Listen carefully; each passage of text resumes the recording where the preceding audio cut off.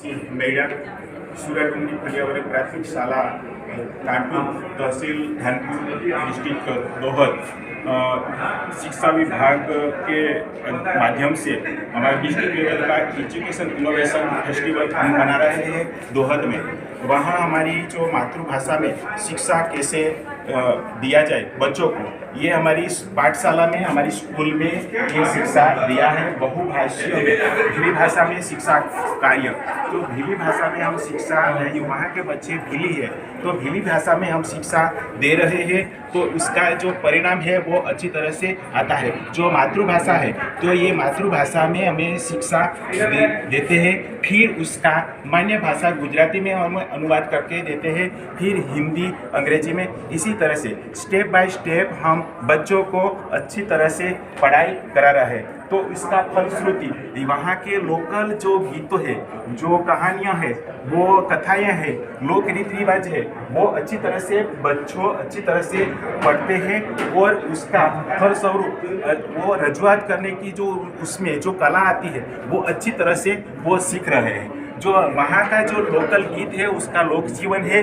वो भी हम मातृभाषा से वो गुजराती में मान्य भाषा की अच्छी तरह से सीख सके, इसी तरह से हम पढ़ा रहे हैं। तो उसकी भाषा है, तो भाषा मनुष्य को दिया गया अच्छा एक उसको अनमोल रत्न है। तो उसके माध्यम से हम किसी भी प्रकार का सामाजिक रीति रिवाज के तरफ से जरिए सब हमें रजू कर सकते हैं। इससे हम जो गांव का इतिहास है, तो गांव का इतिहास भी हम बच्चों को स्थानीय लेवल से वो जानते हैं।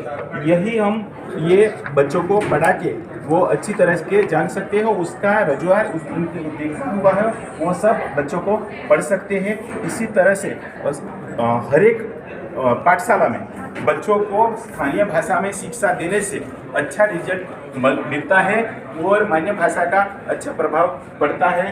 तो हमारे वरिष्ठ अध्यापक है दाहोद जिला शिक्षा विभाग में, वो हमारा अभिप्राय देंगे। मान्य डामोर साहब। नमस्कार।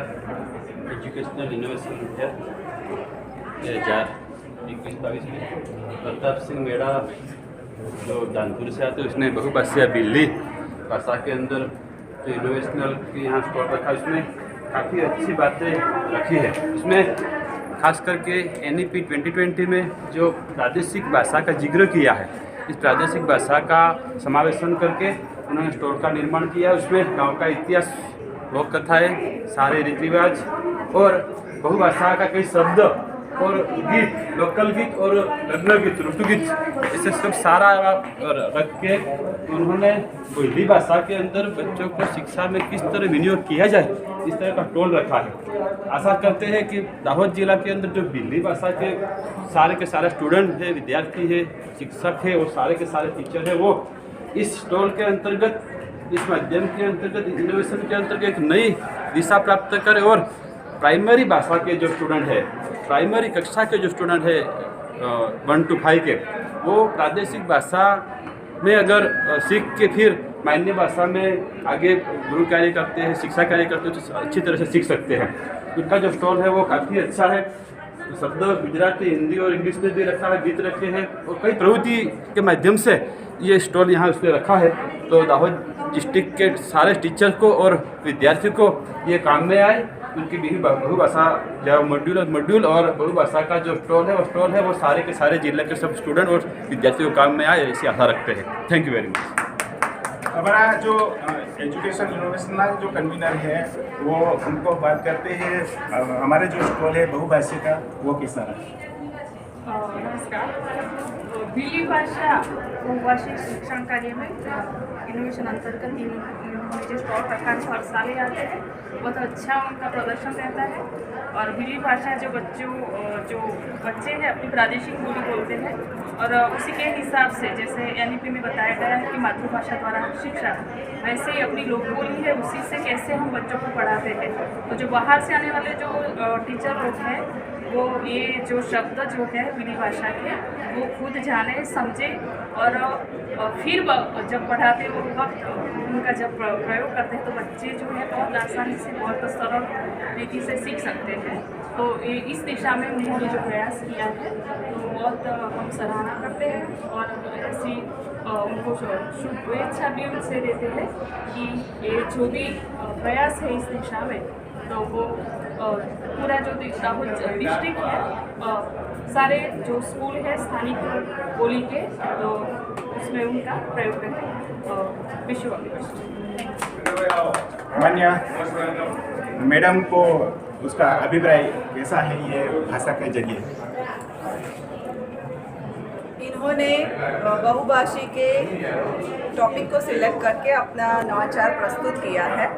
मैं कहना चाहूँगी कि जब कोई भी बच्चा स्कूल में आता है तो बच्चे को उसके जो मान्य भाषा होती है हिंदी इंग्लिश या उसके जो भी प्रादेशिक भाषा है उसके साथ जुड़ने में थोड़ा वक्त लगता है। और जब कोई टीचर एक क्षेत्र से दूसरे क्षेत्र में पढ़ाने के लिए अपॉइंटमेंट उसको मिलता है तब वहाँ के लोकल वर्ड से वो परिचित नहीं होता है। तो ऐसे समय में ऐसा जो नवाचार किया जाता है वो बहुत उपयोगी साबित होता है। जो प्रताप भाई है उन्होंने सिर्फ बच्चों के बारे में ही नहीं सोचा है, उन्होंने उसके आगे भी सोचा है। आप यहाँ देख सकते हैं कि जो बच्चे हैं वो उनके जो परिचित शब्द है उनसे परिचित होकर मान्य भाषा हिंदी और अंग्रेजी के शब्द भी सीखेंगे और उनका जो अभिव्यक्ति है इन तीन चारों लैंग्वेज में बढ़िया होगी। पर उन्होंने ये तो इस नवाचार में शामिल किया है पर उसके साथ उन्होंने विलेज का जो हिस्ट्री है उसको भी लिया है, वहाँ के जो लोकल फेस्टिवल है उनको भी लिया है, उनके जो रीति रिवाज है उन्हें भी लिया है। तो इन सब के माध्यम से जो नए लोग एक क्षेत्र से दूसरे क्षेत्र में जाते हैं as a teacher as a lecturer कहीं भी शिक्षा कार्य करने के लिए, तो ये सारी जो बातें हैं उन्हें उन लोगों से जुड़ने में बहुत उपयोगी साबित होगी। ये सिर्फ गुजरात लेवल में इन्होंने किया है।